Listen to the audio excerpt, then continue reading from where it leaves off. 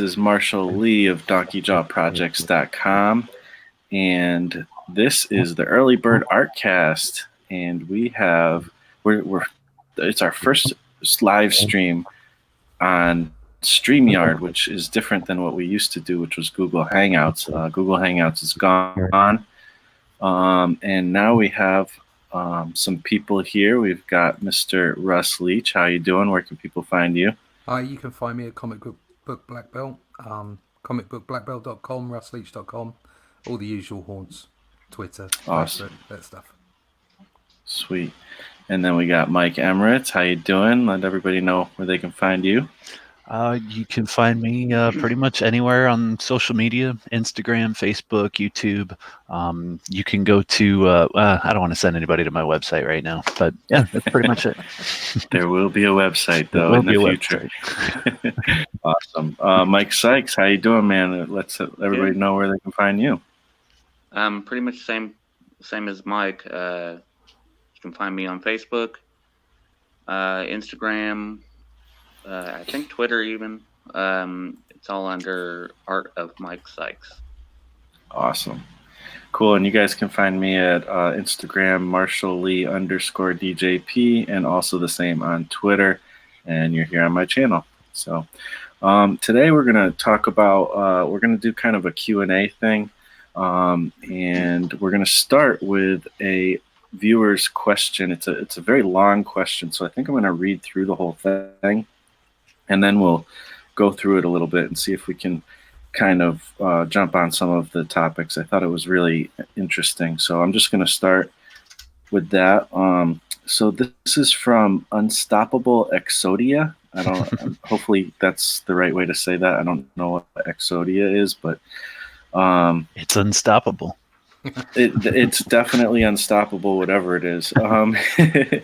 And he or she says, let's see. I have a comic idea that started as a relatively simple parody of fairy tales that was conceived when I was in art school in the early 2000s. I drafted it up in pencil back then and was going to color it digitally, but then I got busy and distracted with work. Let's see, he's just kind of talking about the whole idea, and then it came to a screeching halt. Let's see, I've been adding to it conceptually and the narrative as he goes, getting into a deeper level with world building, changing his mind, going through character designs, all kinds of things. He still has the desire to make it and get it out there, even if it's nothing more than a personal project rather than a grand opus. However, the larger scope of it makes it overwhelming as far as knowing where best to start. He's been keeping notes, organizing ideas, and then he's responding to the video that he's responding to, which is my How to Start Your First Comic, which talks about mini comics, and that's kind of an easy way to kind of get started and stuff. And so he says he likes the idea of that, a relatively quick and easy way to kind of get his ideas out and possibly sell them at conventions. And he says, with mini comics, do people share them at conventions or sell them? He also says, do people use them to tell continuous stories, or are they better suited to one-shot stories? So first of all, there's more to this. I'll get into the second paragraph. There's only 2 paragraphs. Don't worry. It's a very long one, but I wanted to address it because one thing is, I think that a lot of us can relate with this thing of, like, you have this idea. It's a really cool idea. You start working on it and you get a lot of stuff done. And then something happens and you can't work on it for too long, but you're still kind of thinking about it constantly, and you kind of keep building it and building it and building it. And then it gets so big that it's so overwhelming. Like, you're like, am I really going to take this big thing on? But I really want to tell it. Like, can any of you guys relate with that? Oh yeah, for sure. What's your experience been, Mike? Oh man, I mean, a lot of different things. I feel like, well, to kind of tackle the question, I guess I'll jump in a little bit with like the world building aspect. I think it's really fun to build worlds. I think it's fun to do concepts and create characters and kind of make up the rules of this place that your characters are going to exist in.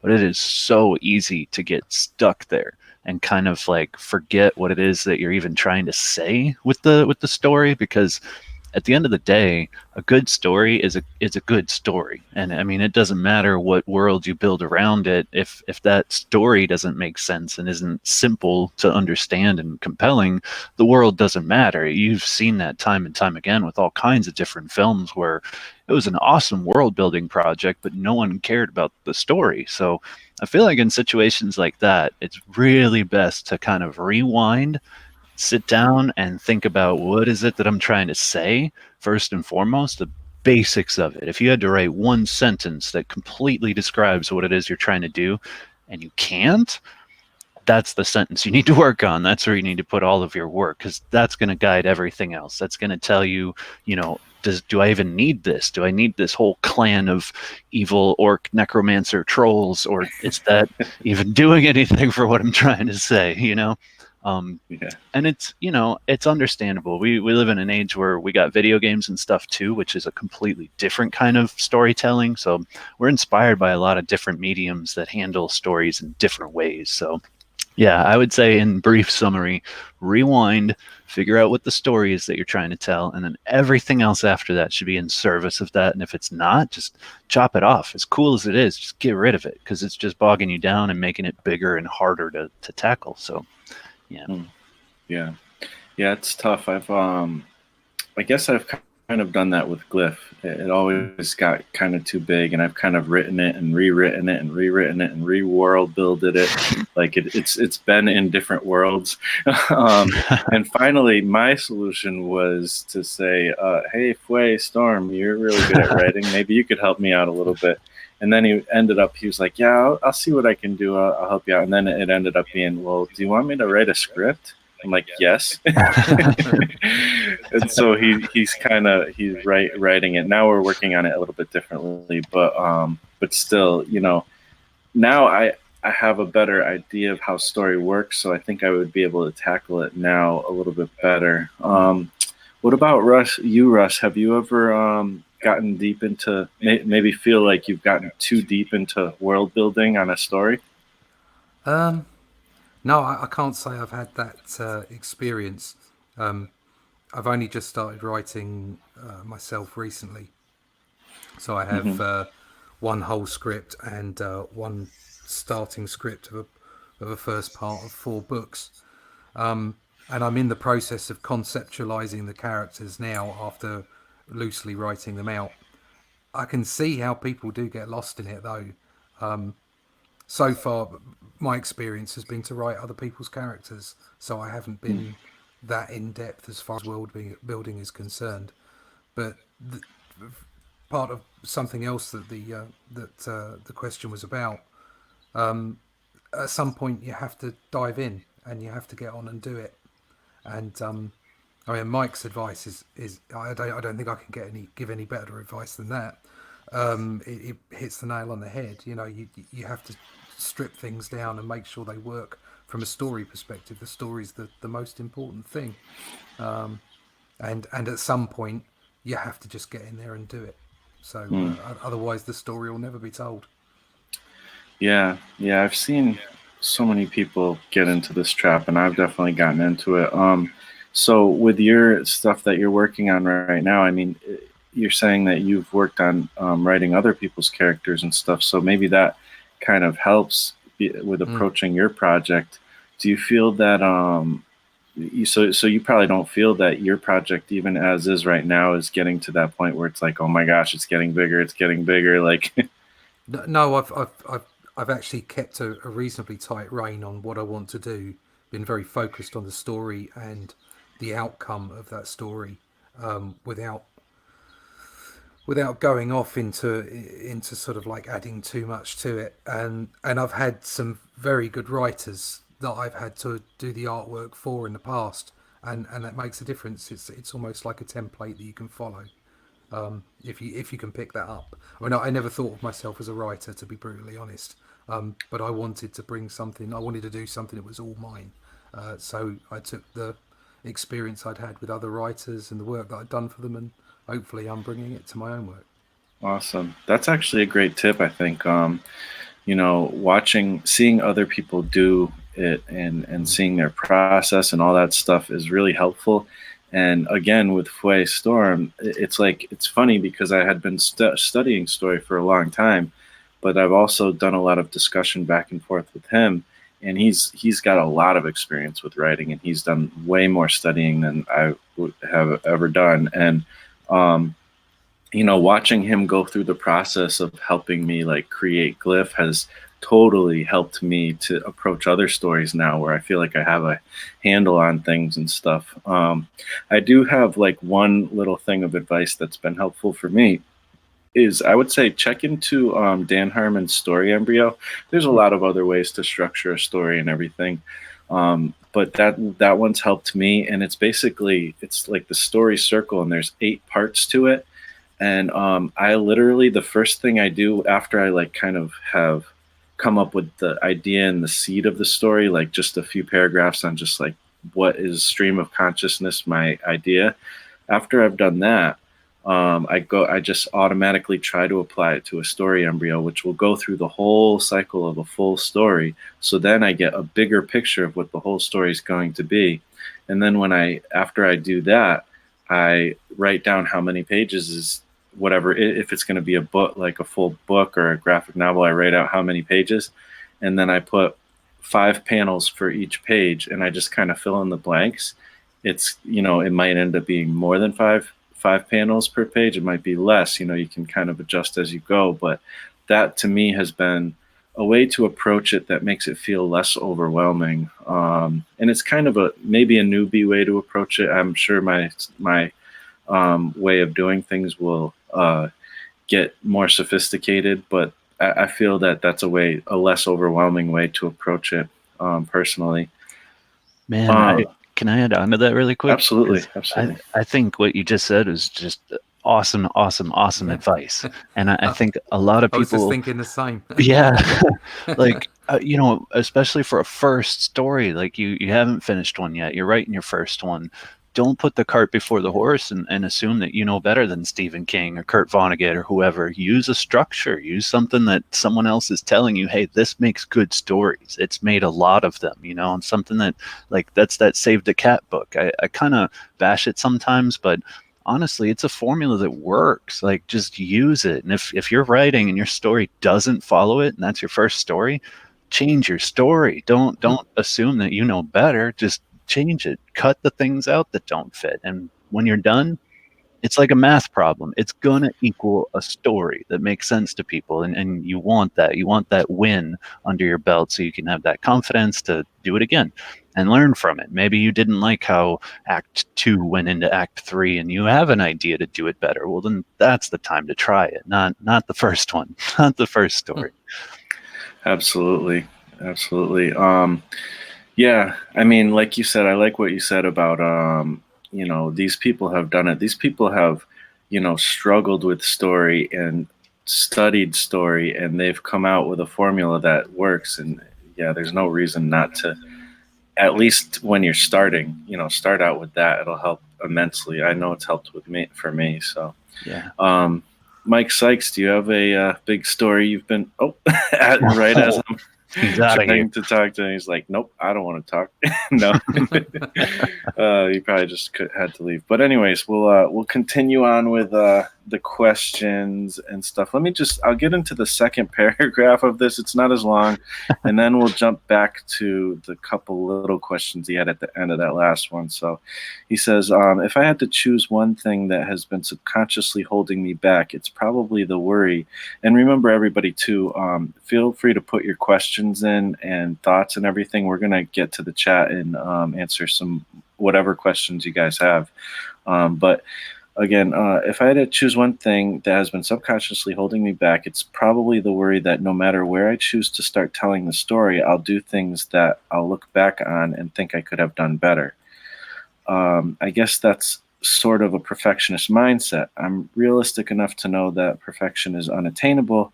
I guess what I've lost over time is the boldness to want to just throw myself into a long and ongoing project. Before, it had very clear end goals, but now, if I was to get back into it, I would I would take a long time to complete the various story arcs I want to tell. I subconsciously worry about putting in a lot of time and effort and it not being as good as what I picture in my mind. I can envision the characters and the world much better than I can a clear roadmap of how I want to tell the stories and the order in which best to tell them. A lot was said there, but I think we can all a lot of us can relate. What do you guys think? Yeah. Yeah. I'm constantly worried. Is it good enough? But that's the creative in all of us, isn't it? We're always looking for perfection, and we're always concerned that we're not going to give our best. And as we were talking about this earlier, Marshall, about being, are you making money out of it and what have you? And I suppose it's a slightly different mindset to come at it from a professional. I hate that word. From a perspective of where you're making money out of it, rather than just doing it for the love of it. So there's those different ways of looking, because sometimes it doesn't matter whether you're worried about it being perfection or not. You just got to get on and do it, or you don't eat. Whereas if you're just looking at it from a perspective of the love of the art and wanting to get it right, maybe you should just start with smaller chunks, like we were saying about diving in. Say, for example, say this book is called, or this made up world story, whatever it's called, Dark World, and maybe you should just start, or she should just start with Tales from the Dark World, and just do short little stories that use the world and the characters from that world, and just sort of make them one shots. Maybe try and put them into other people's books where they have multiple stories, or just put them out as a webcomic and see what kind of response they get back.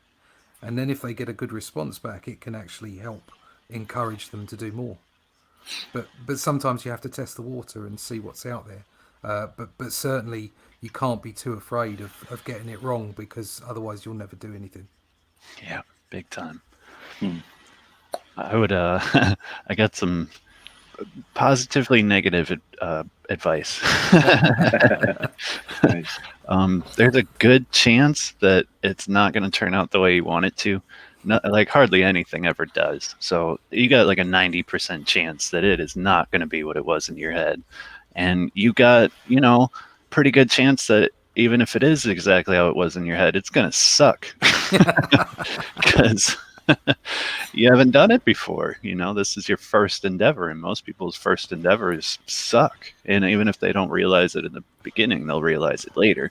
But the positive spin is that's okay, because you have to do it anyways. And the beautiful thing about art and creating stuff that a lot of people don't realize these days, because we're, there's so much social media, there's so much pressure to share everything. You don't have to show anybody. I mean, if it doesn't turn out the way you want it to, you could make it again.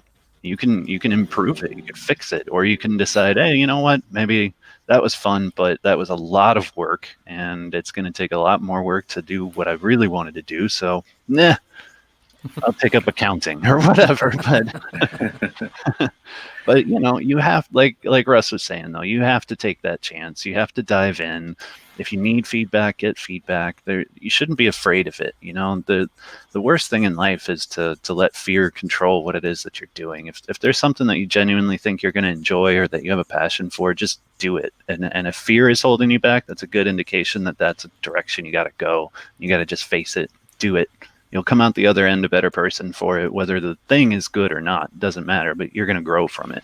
So, I like that. I like that for sure. Yeah, it's kind of tough, but I really like what both Russ and Mike said there. There's not a ton I could necessarily add on to it.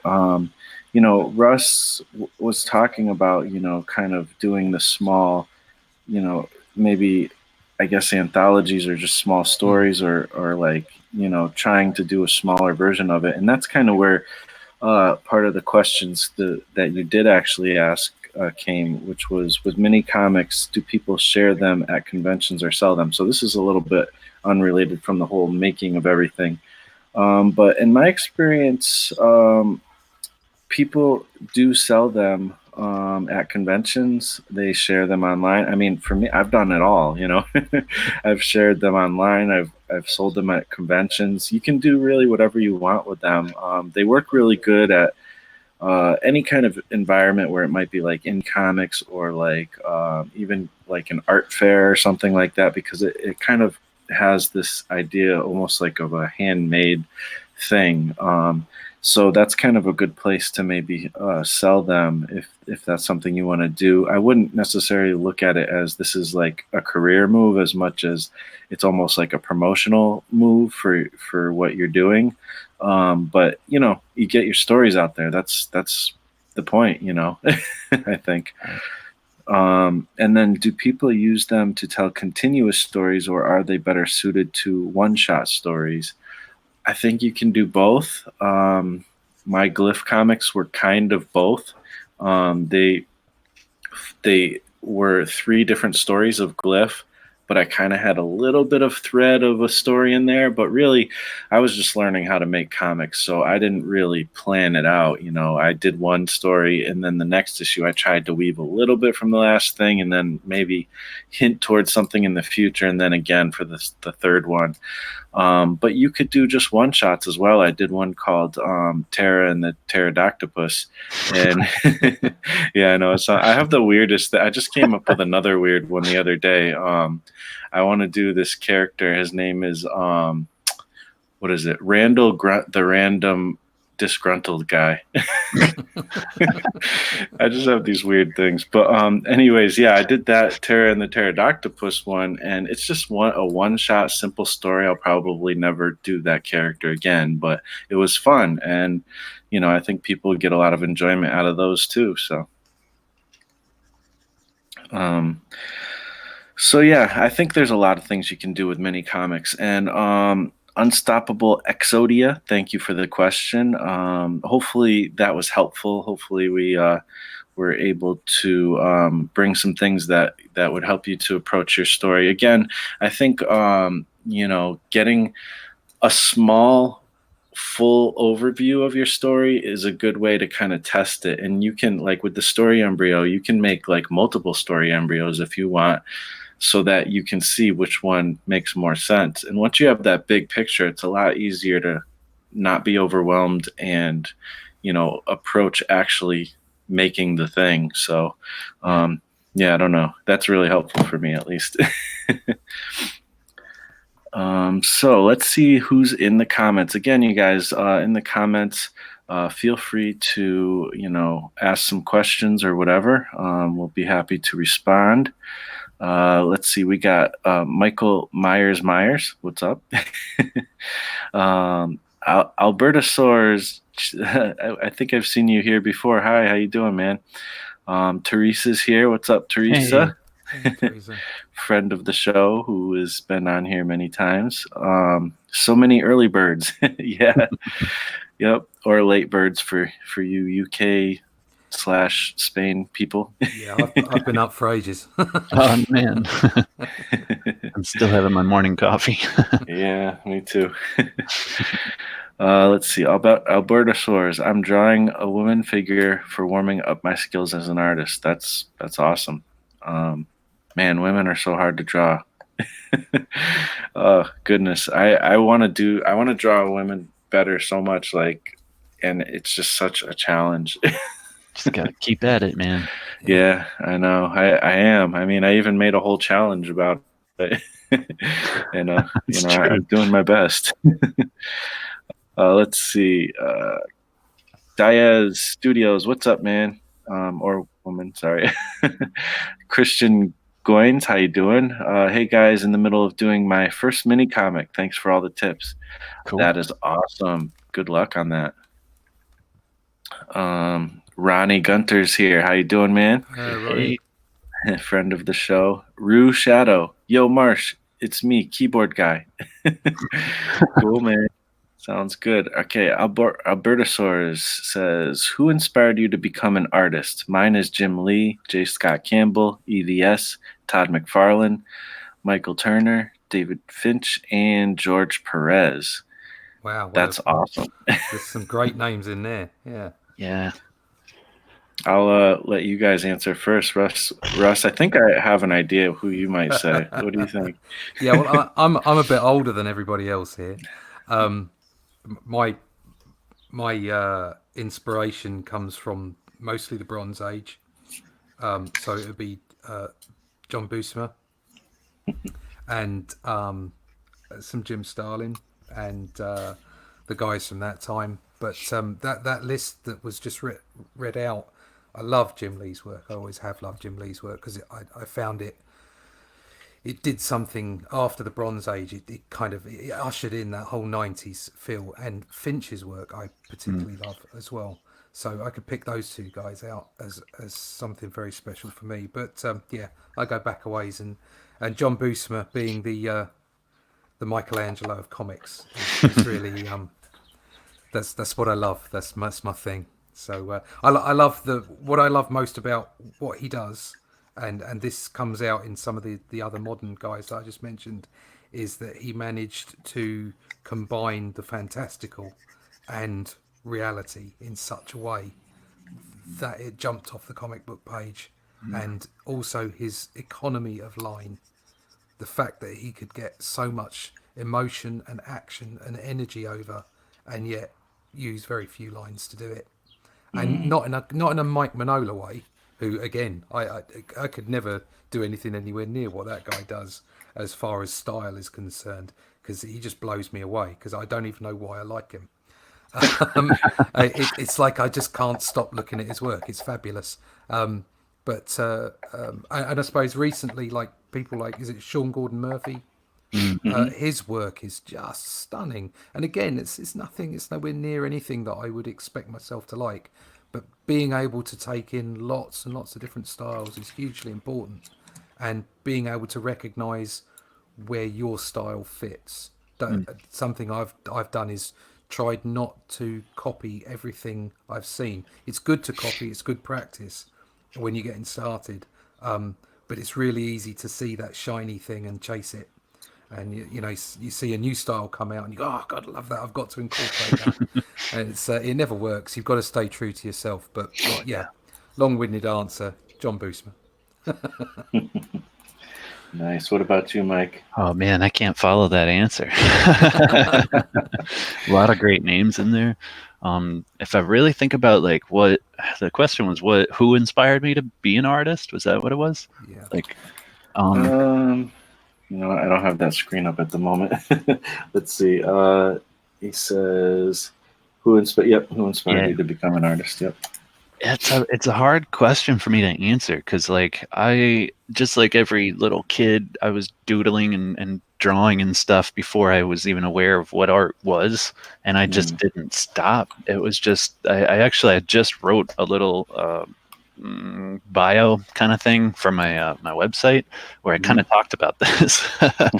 It was like just a part of me, just like eating and sleeping. It was just something that I did, but I did it in a really I look back and I think maybe kind of in a wrong way, because when I was growing up, I intentionally tried not to have influences. A lot of my friends were into comics. I was obviously into comics too, but when it came to like knowing who was making them and trying to copy what they were doing, I didn't do that at all for years and years and years. I made it a point to not know who was making the stuff that I liked, because I saw my friends were copying them and they were all turning out like, pretty much what the comics looked like. And I said, I want to be different. I don't want to be like all of that. I want to do my own thing. I'm going to make my own style, which I later learned was kind of impossible. Like, you have to learn from somebody. You can't just do weird stuff. And it took me years to finally like hone that in to actually start, looking halfway decent. But when I finally kind of came to and started finding influences and learning from people, I'd say my biggest were Greg Capullo for sure. Something about his composition, his just illustration skill, all the detail he puts in, and I mean the attention to detail too, the little things, hand movements and little subtleties and muscle tension and stuff like that is just, it's awesome. When he's at his best, it is amazing to look at, and great storytelling too. Just absolutely love his work. Same with Jim Lee. I especially like Jim Lee's later work and some of his more current work, because I feel like he has had different kind of eras. There's different periods of Jim Lee. I especially like the stuff that he's done since he's been at DC. I'm a huge fan of the old Marvel stuff. I grew up on Jim Lee, Marvel, X-Men and stuff. But I really like what he's doing with DC. I think he's got like a clarity and a dynamism that he didn't necessarily have back then. Maybe he was trying, but now it's like really coming through. Yeah, I'd say honestly, in my current life, those two are big influences in terms of the art. In terms of the artist, Todd McFarlane's a huge inspiration. Just his mindset about never giving up and just showing up every day like it's your job, and just persistence and that business savvy kind of attitude too, of like finding a niche that only you can fill and going at it full force. That's inspiring. And I love his work too. I was a huge Spawn fan growing up. I got a bunch of Spawn up on my wall right now. I didn't know when I was so young that Greg Capullo did a lot of the stuff that I was actually a fan of, and that McFarlane was more or less the creator, but wasn't actually penciling all the books. But yeah, I would have to say, if I have really had to narrow it down and kind of keep it specific, I'd say those three are huge influences on me. As a little kid, though, like I guess what kind of sparked it all, Doug TenNapel. Because like I said, I was doing my own thing. I wasn't paying attention to what other people were doing. And then all of a sudden this weird fucking worm thing comes out, or some gem. And I'm like, oh, okay, cool. So I can do weird stuff. Like this is a viable path for me. Okay, cool, let's do it. And he's been an inspiration ever since, just because similar to Todd, he's paved his own way. He's just said, I don't care how you're doing it. This is how I do it, and I really admire that. I admire the weirdness, and that just, he's got the strangest kind of symbols that he's creating, but he's got a good message behind it all too, and I like that too. That's the kind of stuff I like to make. Keep it weird and interesting to look at and to try to process, but behind it all, there's something cool going on there. There's a good story that you should pay attention to, and I like that too. But yeah, there's tons of influences I could say that have influenced my aesthetic and techniques and stuff like that, but those specific people I think have really kind of molded kind of the person that I'm trying to become now, and the artist I'm trying to become now. Jason Brubaker too. Yeah. Yeah. Did you, I presume you bought Bigfoot Bill? I didn't buy Bigfoot Bill. I've been going through hell this year. This has been a rough year, but I got the Earthworm Jim double book thing for my birthday, so I'm looking forward to that. I'm really looking forward to that. I got Bigfoot Bill. And, awesome. And unlike yourself, I didn't actually know much about Doug TenNapel. I'm a child of the early '80s. So, okay. Like I said, I'm slightly older than you guys, so my focus was in different places. And in a similar way to you, I didn't know. I'm not a comic strip aficionado. Okay. I kind of know what I like, and I buy what I like, and then I make a point of finding out now who those people are. But when I was a kid and a young man, and I looked at JB's work, I didn't have a clue who he was. It was drawing. I loved it, and I always wanted to be in the bullpen at Marvel, because Stan. I mentioned this the other day to someone. It doesn't matter what you think about Stan Lee's activities as far as what he did with Jack Kirby and all the other stuff. He was still an amazing ambassador for comics. Oh yeah, and he certainly knew how to engage fans. And I loved comics because of the way that Stan Lee and the people around him presented them. And so I came to Doug TenNapel late, and again, he's a crazy guy. And I've watched some of his YouTube, and sometimes I find him annoying. Yeah. And sometimes I find him incredibly funny. And but his book is fabulous, and I can't really say anything bad about it. And again, like you were saying, it's not my kind of artwork. I couldn't do anything near what he does. It's far too crazy for me. But it's lovely. It's so beautiful to look at, and the presentation on that book is Oh just yeah, second to none. yeah. Second to none. Wow. So That's interesting. I guess I'll start with the beginning, and I've told a lot of this stuff already on this channel, but I'll kind of reiterate. The first comic books I ever read were some old like I'd say 70s Superman books that my dad let me read and stuff. So that was really like the first kind of introduction to comics, and I knew I really liked them, but I didn't really know much more than that, and then eventually I saw a comic book store, and so I was like, Dad, take me to that, and he brought me, and that was right around the time when X-Force 1 came out, and I was like, okay, this looks really cool, and that like blew me away. That when I saw that comic like and read it, it was like, this is what I want to do with my life. I don't want to be a fireman anymore. Like I want to make comics, so Rob Liefeld's a big influence for me for sure. He's Nice. kind of a big instigator. I loved the energy. I loved the creativity and creating different characters and Mhm. I mean, at that time, Terminator and RoboCop and things like that were like big, and all these like cool movies, Schwarzenegger movies and Rocky, and I mean that was earlier, but still, it's in that realm. Oh yeah. And to me, it just hit me right in that perfect place, at the perfect time. So he was a huge part. And then, as I was the rare times when I could go to a comic shop, things started moving, and the Image guys started they started Image or whatever, and I got to know about Todd McFarlane and Jim Lee and Willis Portasio and Eric Larson, and I loved all of them. Like, they were all amazing to me. The whole idea of creating your own comics was so appealing to me because I never really wanted to do somebody else's comic, like maybe Spider-Man or something, but the idea of creating your own comics and owning your own comics appealed to me so much that it was almost like I almost never really wanted to do other people's comics. So that was like the impetus for me.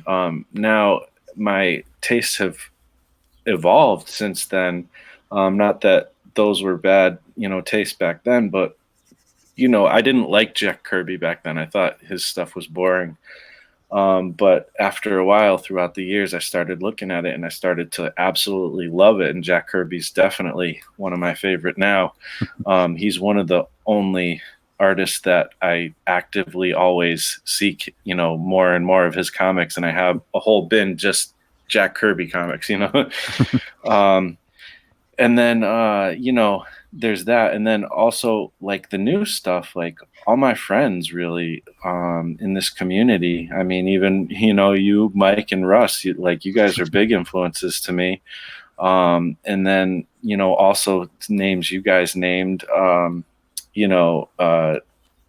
Doug TeNapel. And I think I really love, like, to me, I feel like Doug TeNapel, Scotty Young, Jason Brubaker, a lot of these guys kind of have a similar aesthetic. And one thing that really appealed to me about Liefeld was I loved how sketchy his lines were. Like, they almost looked like they were a sketchbook more than, a professionally like inked like thing. I don't know.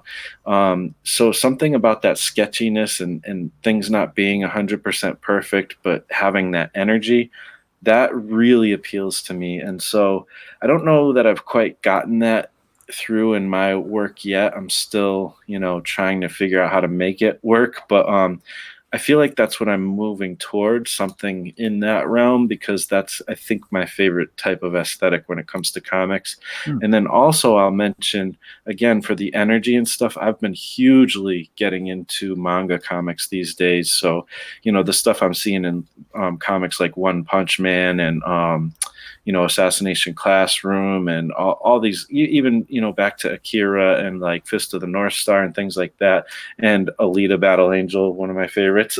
All these comics, like the energy and the storytelling style in those, the fast-paced storytelling style, those are like hugely inspirational to me right now as well. So it's a lot of stuff, and I could go on for like hours. I could go on for the rest of the day with all my influences, but that's like the basis, Yeah, I know what you mean.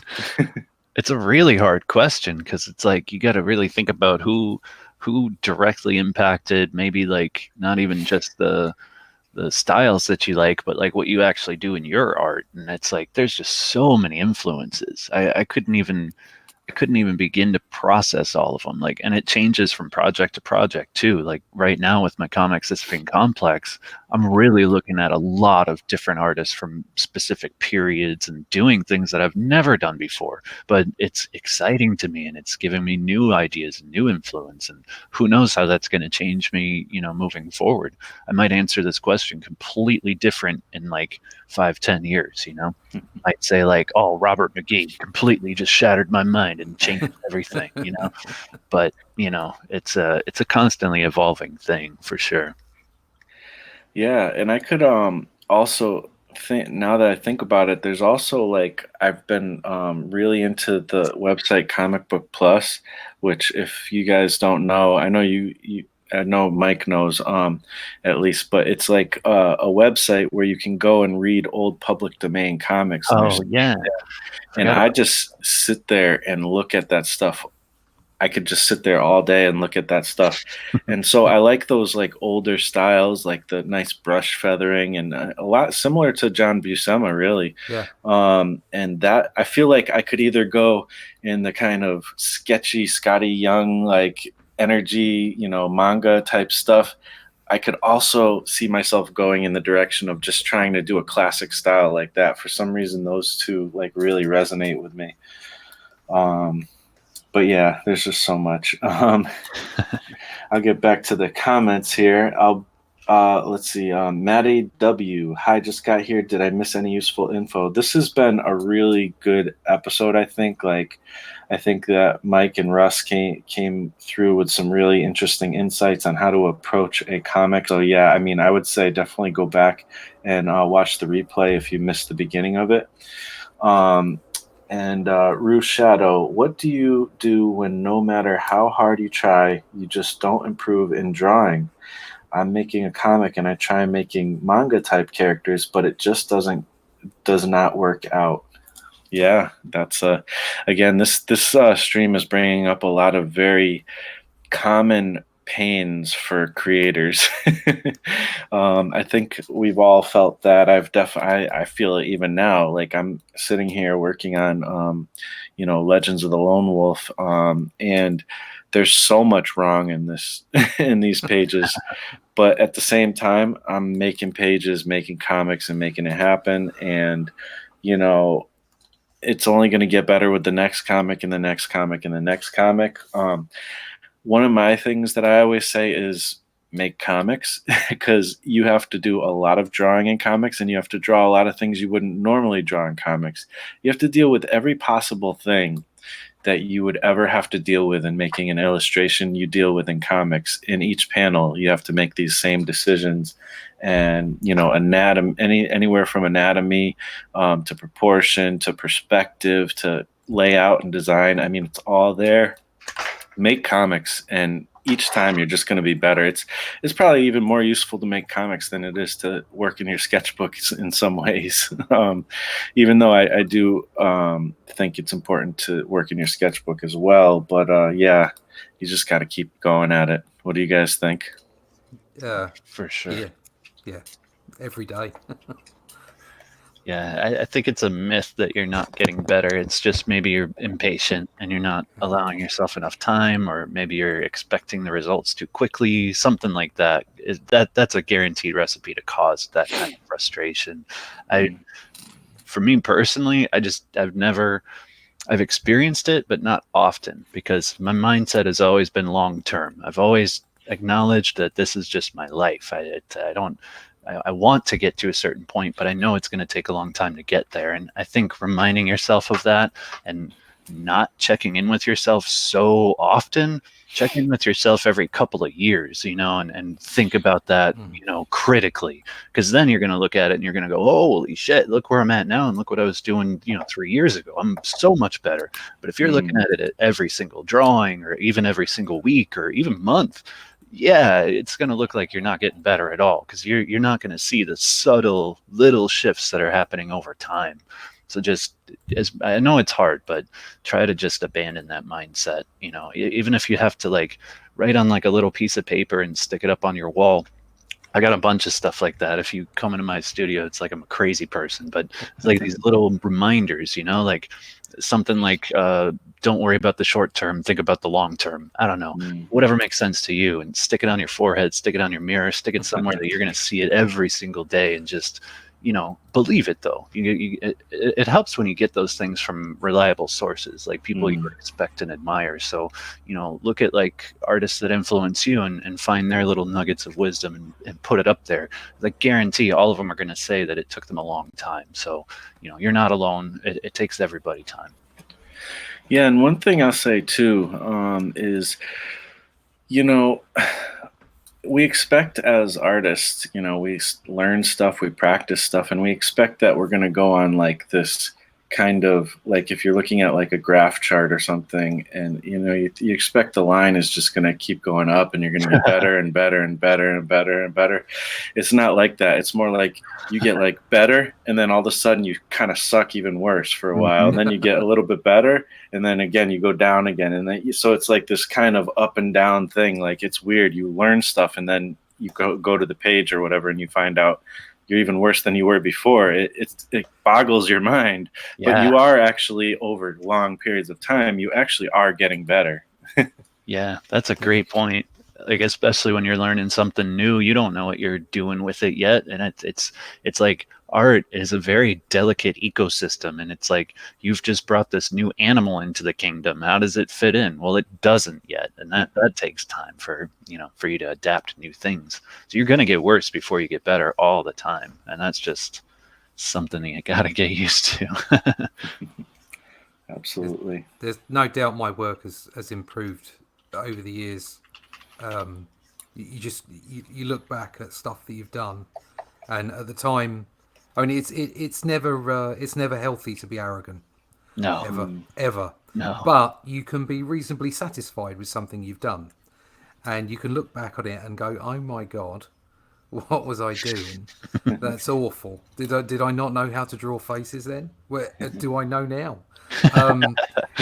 And you just, like you say, you just have to be, don't have to be quite so hard on yourself, and do keep checking back, because if you keep checking back, you will see your improvement, which is important to note, because then you can encourage yourself. You think, yeah, I am improving. It wasn't necessarily that great back then, and I don't know that it's perfect now, but at least I'm going in the right direction. Mm-hmm. As far as something like to address the question specifically, I think if you're trying to do something like manga, and I have every respect for this, because I don't know how people draw like that. I find it really difficult to draw in that way. If you're going to do something that's quite a specific look and style, and you're finding something awkward or difficult, then maybe take a step back and try and draw the same thing in a different style. Yeah. So if you're trying to do everything manga-esque, and you're thinking, wow, there's something wrong with the anatomy on this person, it's just not hitting it, well, go and do a life class, or go and get a photograph of somebody. There's loads of great reference online, and do a life study. And then when I was doing Ben 10 work, I had to work specifically in a style for Cartoon Network, and it was very different to anything I'd ever done before. From my production background, I came in it as a design job, and I hit what the design parameters were for the style that I had to work in. But I still had to be aware of how bodies worked, and I still had to be aware of anatomy, so that it didn't look strange. And it's very easy to make things look strange if you're not aware of the underpinning, mechanics of bodies and machinery and what have you. So I think if you're doing something in a style, say like manga, and something's not quite right, then go away and draw it differently and do a study of it in a different way, and then come back, and you'll probably find that you've worked out the kinks. That's great advice. Hmm. Yeah, you can't go wrong studying the fundamentals and studying from the masters. I mean, you can only benefit from that. It's tough to learn how to do a style because it's counterintuitive. We got plenty of reference for realism all over the place every day. You can look in the mirror, you can look at your friend, but drawing in someone's style, that's hard because that's inside of them. That's something that they're doing differently. They're distorting that reality. So yeah, I always would suggest study the masters, study things, almost like academically, because then you're going to understand it in a deeper way. And then you can look at anything and go, oh, this is what they've done. This is how they've distorted it, and it becomes easier to replicate styles if you need to, if you want to. Yeah, exactly. If you've got the underpinning of knowing how things work, and also drawing them in a maybe more realistic way, sort of a more analytical way, then you can apply that kind of extra layer of style to it, and it gives you a little bit of a board to jump off for that. But definitely, always, if you can, no matter what you're drawing, you're absolutely right, Mike. Study the masters and study real life, because that's where it's all at. Because when we draw a comic strip, we're kind of presenting a version of reality that's a bit skew, but it's still kind of got to work visually, as far as mechanically. If it's when I was younger, I was very arrogant about styles. So, for instance, Rob Liefeld, I didn't like.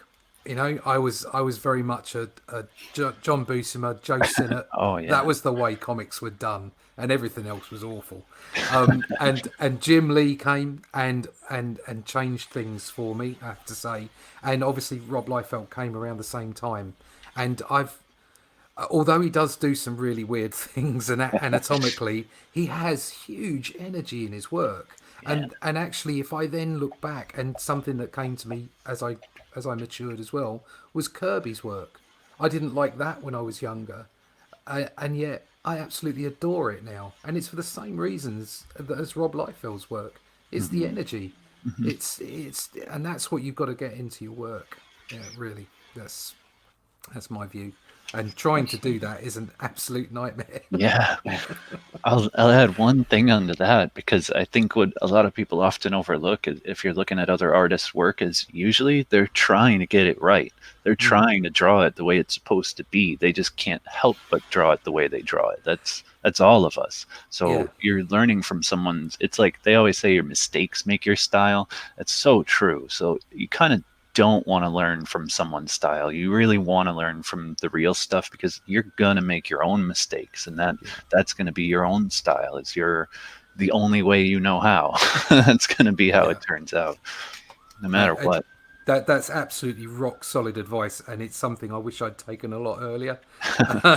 It's taken me quite some time to work that out for myself. Yeah. So you're spot on with that. Awesome. So many good tips there. This is definitely a jam-packed episode.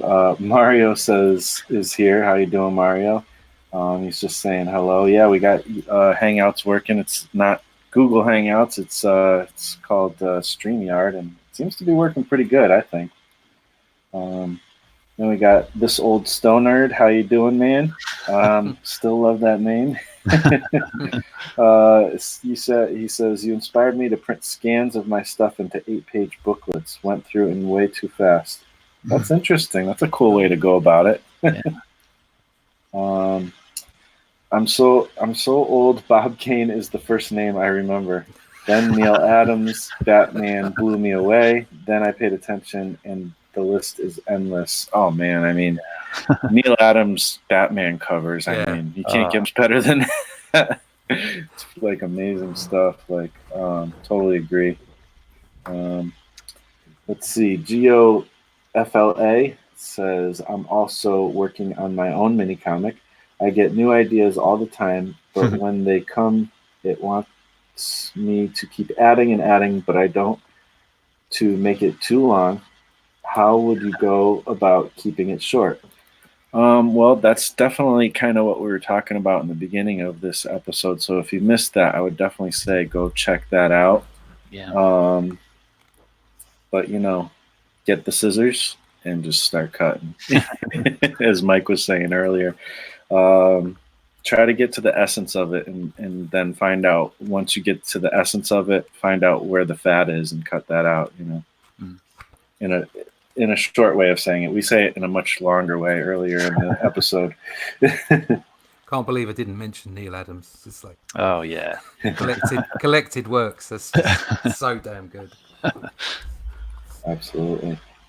I know, man. You could do a whole episode just on influences and just cool art. Like that would be a good one. Absolutely. We could go through our bookshelves. Yeah, just fun. Through the shelf. Yeah. Let's see. Roof Shadow says, thank you. Robert Ogre, how you doing, man? I have problems writing stories. I have characters, setting, and basic story, but making it all cohesive is my problem. Any tips? Again, we did touch on a lot of that already, but hire a writer. That's great advice. Yeah, I was just thinking about that today, actually. I was seeing Muttman, also known as Jason, his real name.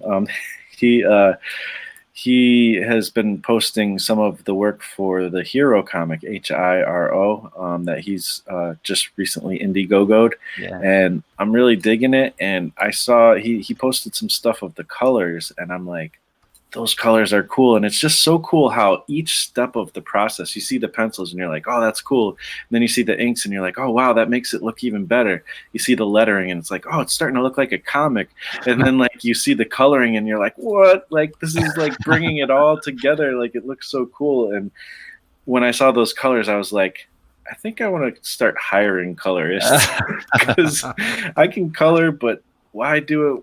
Why struggle at it when somebody else can do it way better than me? I'm struggling with that myself at the moment. I love coloring. Well, maybe I'll come see you. The concept for my book was that from an artist's perspective was that it was going to be Joe Sinnott-esque as far as the lines were concerned. I would be keeping it tight, but at the same time trying to instill energy into it, and that I would maybe even go the full Bronze Age and just have like flat colors, cool. and kind of make it look like that. And exactly like I was saying earlier about seeing shiny things, and you see other people's colors and you go, oh my God, look at those colors. They're gorgeous. And it's difficult for me at the moment to kind of stay on.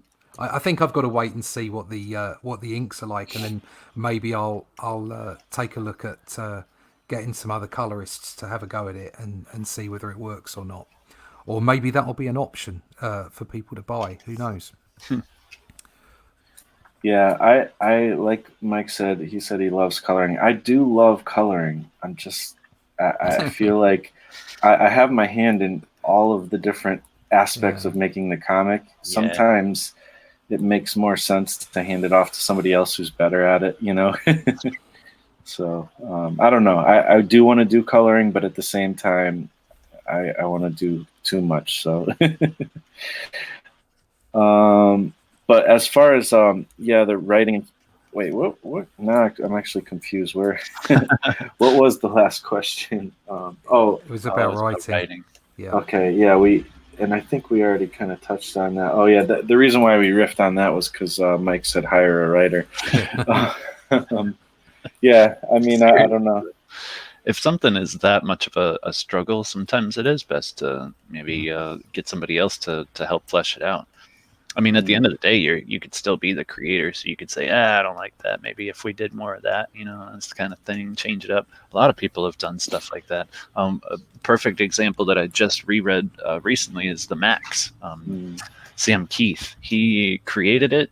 He came up with the story, but he hired someone else to write it. I didn't know that. Yeah. So, and that was like a big portion of what made the Max. The Max was the way it was written. It was very ambiguous and mysterious, and that was all somebody else. And Sam Keith kind of had that quality in his art, and he was able to show that in his art. But the writing he gave to somebody else. So Interesting. Oh, that's good. That's something I was thinking of doing with my. I wanted to write 4 books, and I've written the first one, which is my concept and the origin story and laying down some basics for moving on. And then I actually wanted to hire 3 different writers for the 3 continuing books, cool.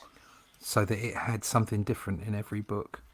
And also I'll be relying on making lots of big action and people getting thumped in the first book. Yeah. Page 5, fight scene. Page 6, fight scene. All right, I wrote that page. I've definitely done that before. So, yeah, I don't know. I mean, but if you do want to continue writing it yourself, I do think that there's kind of ways to kind of keep it short still. So, again, refer to the beginning, I guess, of the episode, because there's a lot there. Let's see. Mario says, it took me years to be at the level I am today on doing illustrations. Comics, I'm starting level 1. It's harder. Drawing it is different. Haven't found my style yet. Not happy with what I did so far. Yeah, I mean, that's kind of the way of it. And that's one thing I kind of wanted to mention too with the writing thing was writing. It's not like, it's interesting. It's like there's a lot of professional comic artists who they were artists, and eventually you hear this a lot with like Todd McFarlane and Rob Liefeld and stuff. They're artists, but they're like, what, we would actually have more control over our stories, and you actually get paid for more if you ink your own stuff and if you write your own stuff as well. So there's kind of that aspect, and you've seen a lot of artists kind of convert from artist to writer, and I think that's actually a really good move. I think that even when you're an artist, you're a storyteller very much. Like, the story that the script says is very different than the final product in almost every case. Oh yeah. So there's that, but at the same time, I don't know, like, I think one thing we have to realize too is in comics, I've noticed in a lot of comics I've read, the actual story has been less than satisfying. Not all comics, but some comics I've read is like that. And I think sometimes comic artists or writers sometimes need to realize, I mean, I think it's different now. I think people are much more developing their stories, but when I was a kid, there was a lot of these kind of simple stories. But we have to realize that writing a story is just as much of a thing to study and practice and get good at as being an artist. It's a craft that takes you your whole life to get good at. Same thing as doing the art for a comic. So when you take on the task of writing, you're taking on a lot. So again, what Mike said, it's certainly not out of the question to hire a writer who focuses on that. Same thing with coloring too. People spend a lot of time developing that skill. I haven't spent as much time. That's part of why I might want to hand it off to somebody. I can sit there and do like a little square illustration and make it look really cool, but doing a full comic, it's like, okay, this is going to take a lot more than I have done up to now to really get it to look good. So, you got to kind of have this give or take kind of attitude, I think, with it. Or give and take. Robert Ogre says, great idea. I'll give that a shot. Someone to collab with may be in order. Sorry, late to the stream. I'll go back. Thanks. Yeah, no problem. I keep referring people to the early part of the stream. It's okay if you come in late or whatever. You can always review it later and stuff. And yeah, I think we've gone through a lot of questions today. We've really covered a lot of cool things, and I just want to once again have what's that? Did you hear that whistle? Sorry, that was me. Oh, Oh, all right. It's just an alert. Sorry. That's all right. That's all right. I was like, where was that? But yeah, Mike, let people know where they can find you again. so right here on YouTube, Instagram, Facebook, Twitter, occasionally, not really though. So you might as well just avoid it altogether. And then I'm gonna have a website at some point, so just keep that in the back of your mind. And once in a while, somewhere down the line, Google something might come up. Yes, I'm looking forward to that. And Russ, what about you? Yeah, I'm with Mike. It's Twitter's a funny place to be. I am on there. If you want to contact me through there, that's great. Come find me. I'm actually I said that if I get to 1,000 followers, because I'm only small time. If I get to 1,000 followers, I've got some posters that I'll mail out to people. So I'm only like 40 away from 1,000. So Cool. if anyone's Oh, out wow. there, and I'll mail some posters out. You can pick me up at russleach.com, comicbookblackbelt.com, Comic Book Black Belt, the video YouTube channel. I'm on Instagram as well, and hanging around various other places. So if you want to go to BitShoot as well, I've got a mirror channel on BitShoot. So all over the place. Yeah, and I would definitely. Oh, go ahead. Onlydeathcansaveus.com. Sign up yes. for the email list, and I'll keep everybody abreast of what's going on. Can't forget that one, for sure. And I would definitely recommend Russ's YouTube channel and Mike's Instagram if you want to get some really good stuff, really quickly. Also, Mike's YouTube. There's the videos, are a little old, but at the same time, I think you're going to be reviving that soon, anyways. So it's worth going to subscribe, I think. And you know where to find me. Marsh Makes Comics here on YouTube, of course. DonkeyJawProjects.com is where you can find everything. And then MarshallLee_DJP on Twitter and Instagram. And I think that's a show, guys. Thank you guys for hanging out with me doing the show. Also, thank you for everybody in the chat. You guys all rock. And everybody watching on the replay, please put your comments and everything into the comment section, and I'll be happy to possibly do another episode on if you have a question, or just I'll answer it in the comments. So thank you again, and we will talk to you next time. Cool. Thanks for having us on. Yeah, thanks for having us. Absolutely.